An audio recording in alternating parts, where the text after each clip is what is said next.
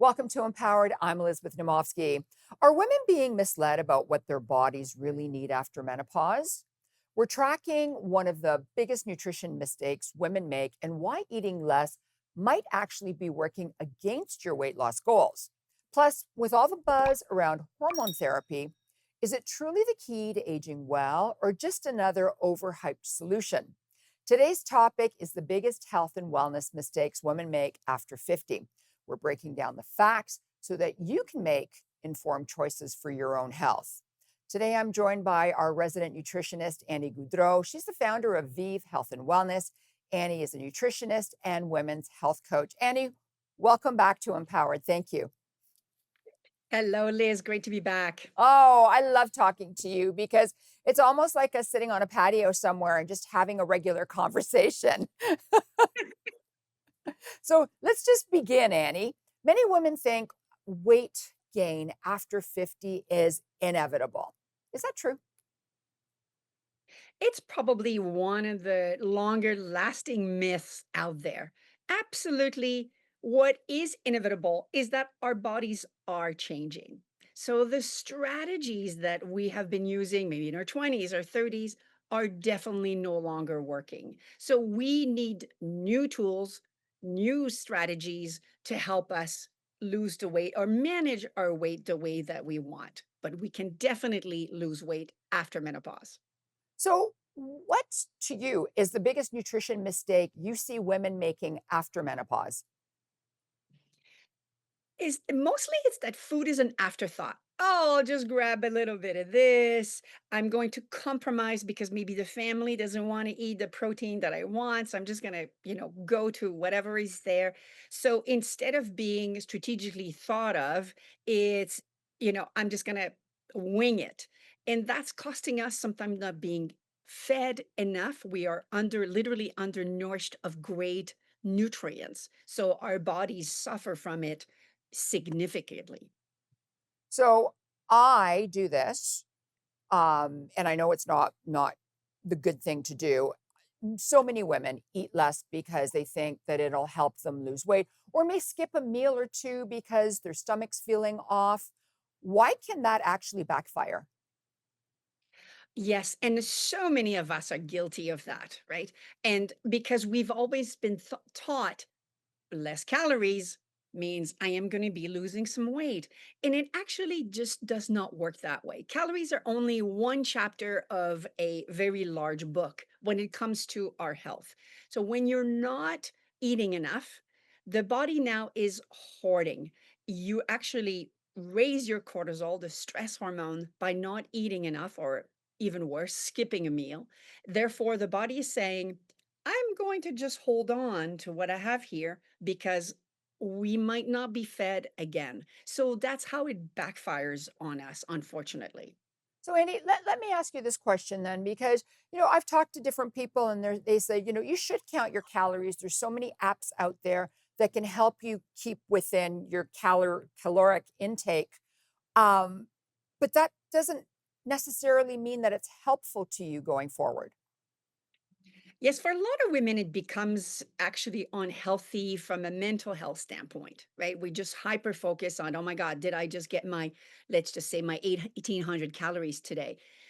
Calories are helpful only up to a point. I find what much more helpful is really understanding what of my, protein needs, what are my fiber needs for the day, what are my healthy fats for the day, and making sure that my meals are balanced. That's a much more positive and result oriented approach than being ultra focused on calories. And calories are also quite imperfect as a science, which is, we would need a whole hour to just get into that, Liz, here. So I'm not going to bore everybody That's with that. another show. We need to talk about that.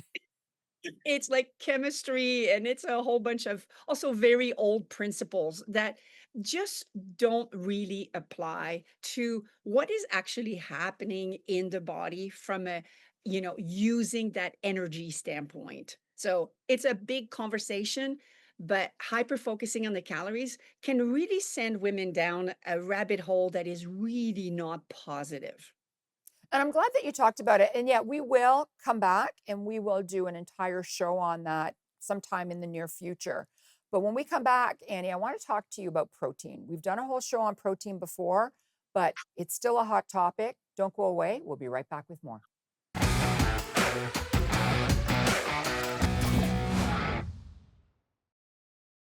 Welcome back to Empowered. I'm Elizabeth Naumovski. Today's topic is the biggest health and wellness mistakes women make after 50. So, Annie, let's continue because we have so much to discuss here. Protein. It's become a hot topic and has been for quite a while. But don't we need less as we age? It's such a good question, Liz. I love this. And yes, protein has been the hot topic. There's even protein water now. It's crazy and nobody needs that. However, we actually, believe it or not, need more protein as we age. And there are two reasons for that. Number one is that we become less efficient at digesting protein themselves. So when we eat chicken, for example, our stomach needs to break down the protein into what we call little amino acids. And that's what the body is able to use to, protect the muscles, for example, and many other things. Number two, as we age, our bodies are also less efficient at using those amino acids. So that is why we need to really look at protein as the nutrient of longevity. It's critical to eat plenty. I just noticed that milk products now have, is it 20% protein or some really high number now? That's right. Most categories in the grocery store have been trying to leverage the whole protein trend. So there are definitely a lot of opportunities for women to, increase their protein within their normal, diet or diet preference if you want. But there are many options. So every morning I see many women going for a walk. So you know that a lot of people rely on walking as their exercise. Is that enough? Walking is fantastic, and I love that women are out there walking, right? It's so good. It keeps the whole body limber, and that's really critical. But as we go through menopause and onward, it is definitely not enough. It is not enough because we are fighting the muscle and bone story, which are decreasing in strength. Both muscle and bone, are decreasing, starting in our 30s. This is what we don't understand. So we need strength training to come to the rescue to help women. 60 women 65 and older, 50% of them are osteopenic. So that is the stage before osteoporosis. So 50% of us at 65 plus are at risk. So it's really important to be fighting that with strength training. So what do you say to women who have never done strength training? They've constantly been runners or constantly been walking. Like, what do you say to them if they've never even lifted weights before? The best thing is to actually get a trainer for 2 or 3 sessions because technique and form are essential to get the results that we want and to prevent injuries. Right? So many women I know will say, "Oh my God, my shoulder, has been, really hurt through." It is so common. So it's really important to get a trainer that is knowledgeable.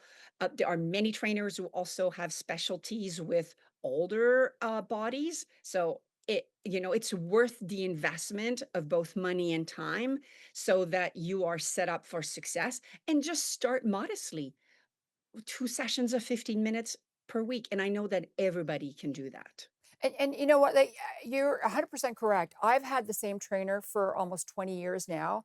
Love Enza. We've become really good friends. And she knows if if I'm not standing up straight properly or if my body is a little bit askew, and she'll help me get it back on track again. And I do believe that you should be working out at home as well because I think it's really, really important. However, you need that person because you've got a trainer as well. We need that person to say to us, you're lifting this wrong, or you're twisting your body, or your knee is starting to move inwards and it shouldn't be, or something. So We need somebody to help us get to that next level and help us stay healthy as well. Now, I want to talk to you about metabolism, but we don't have time to talk about it right now before we go to commercial break. Everybody talks about their metabolism slowing down. Everybody talks about, my stomach has shrunken or whatever it is.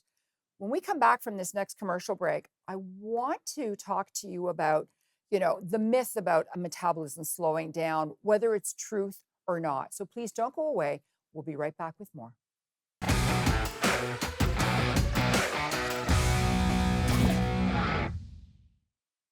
Welcome back to Empowered. I'm Elizabeth Naumovski. Today's topic is the biggest health and wellness mistakes women make over 50. Okay, metabolism. This is a big one. You always hear about it slowing down as you get older, but is it really our metabolism or is there something else that's happening here? Yeah.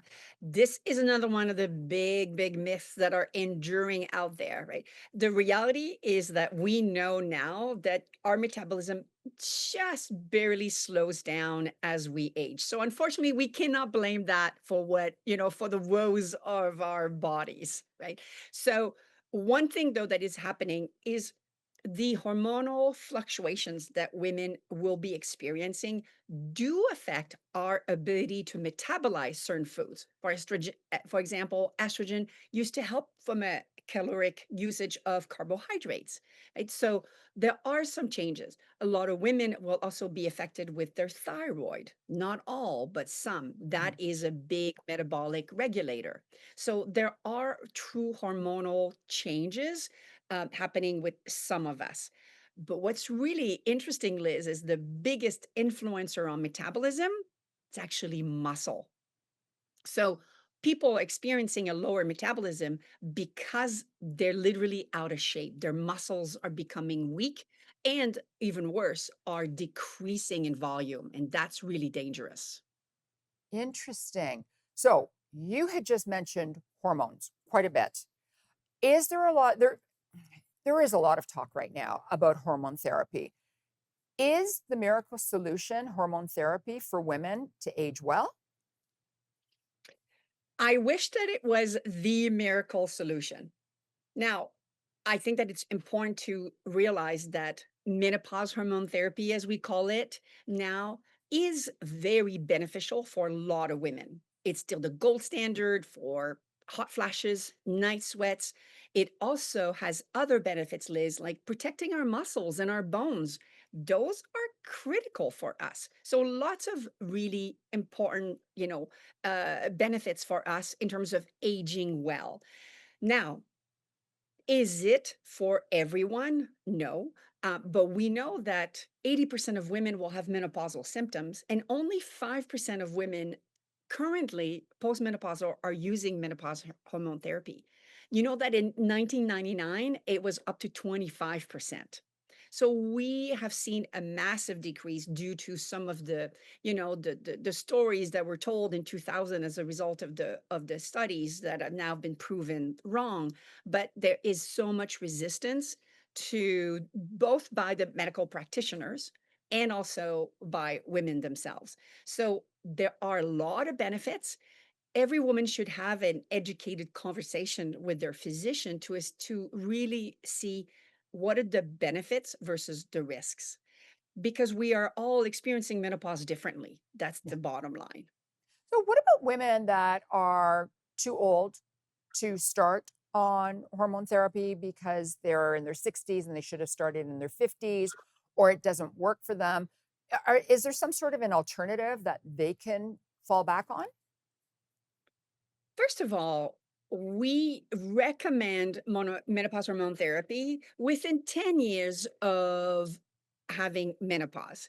Now, a lot of this data is being questioned by scientists that it may be valid much longer. Again, that's the conversation to have. There are not really other, drugs per se that will be equivalent. However, there are many things from a lifestyle standpoint that women can do to age well. And of course, we've tackled a lot here ourselves with our Yes. conversations Yes. between movement, sleep, nutrition. and mental health, for example, right? Stress management. Mhm. Those are key for women to age well. So menopause hormone therapy, it's a great tool, but it's one tool in a really big toolkit. Okay, so one of the other things that comes up a lot, the role of blood sugar. And then you've got, diabetes, you've got so many women on GLP-1s now. And this is going to be a bigger question when we come back from commercial break. I want to ask you, so you can think about this during the break, the role that blood sugar plays in women's energy, in their cravings. We talked about moods and stress. There's a lot of weight gain as well. This is a really big question to tackle. And I want you to delve right into it when we come back from the commercial break. So please don't go away. We'll be right back and talk about blood sugar and how it deals with energy.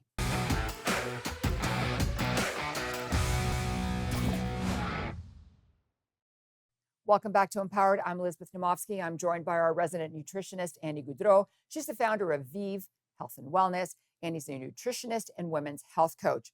Okay, today we're talking about women's health. What role does blood sugar play in energy, cravings, mood, and weight gain?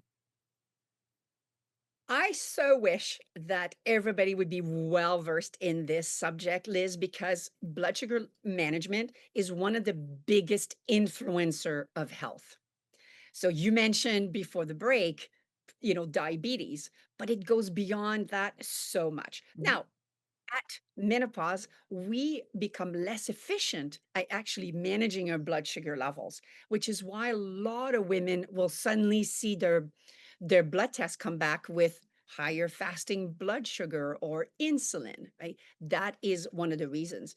It affects mood. It affects craving. Every time we eat, there will be a blood sugar spike. That is a normal physiological response. So we don't need to be alarmed by that. But think of it as like a roller coaster. What we want is the gentle ups and down. When we don't balance our meals, which is what causes the big spikes, that is when we get into trouble. This is when we actually experience the big crashes, the big cravings. This is where we also experience some of the less, wonderful moods, like being very hangry, as we call it, right? So this is all caused by blood sugar regulation. So it's really important for women to understand that there is a lot that we can do to help us with that by balancing our meals, Liz. Good amount of protein, good amount of fiber, which we've talked about on your show Mhm. before, and some healthy fats. This is going to help us have those nice little ups and downs that the body can really efficiently work with and give us great quality energy all day long. Okay. I want to move on to something else because, some have been proven, some haven't been proven. Supplements, super, super expensive. They're everywhere. And you see all these commercials that you need this and you need that and you need that. And, just a month ago, I went and saw a doctor and I had asked him about specific supplements. And he said, well, they haven't been proven. If you think it makes you feel better, then fine. But you don't really need to, waste your money on it. Which ones are actually worth considering and which ones tend to be overhyped? And do you have top three that we need as women? Definitely, there is a lot of hype and a lot of fluff in that industry. Right? Whenever the first sign that something is probably not worth buying is when the benefits are very vague, right? Manage, balance your hormone, will boost your metabolism. Like run away from those types of things. Where we do have some data are around vitamin D, for example. That's one that I often recommend because of where we live, right? Vitamin D is not really present in food, or it's just very minuscule. So you cannot eat your way through vitamin D. And of course, we're scared from the sun now, so we don't convert a lot of vitamin D ourselves. So that's one that I recommend. But wait a Second minute, one, should you take D and K together? is for some women, yes, especially because vitamin K is essential for bone health. Okay. And depending on the quality of your gut health, you might not be making your own vitamin K, which is what we do as humans. Okay. The second one would be omega-3, Liz. So omega-3s are a type of fat essential for heart health and brain health. So a lot of us are deficient because the nutrition is deficient. So I often recommend it if I see that, the nutrition is not quite there. And I would say the third one, because it's usually not very expensive as well, would be a magnesium biglycinate or threonate. Both are excellent. They're really good. They promote sleep. They're good relaxant on the muscles. So those would be my top three in terms of what's really proven to work. Annie, thank you so much for your time. It's always such a pleasure to have you on Empowered. Thank you, Liz. Annie wants women to remember every meal, every workout, every good night's sleep, and every healthy choice is an investment, not just in living longer, but in living better. Midlife isn't a decline, it's an opportunity to redefine what healthy aging looks like. I'm Elizabeth Naumovski. Bye for now.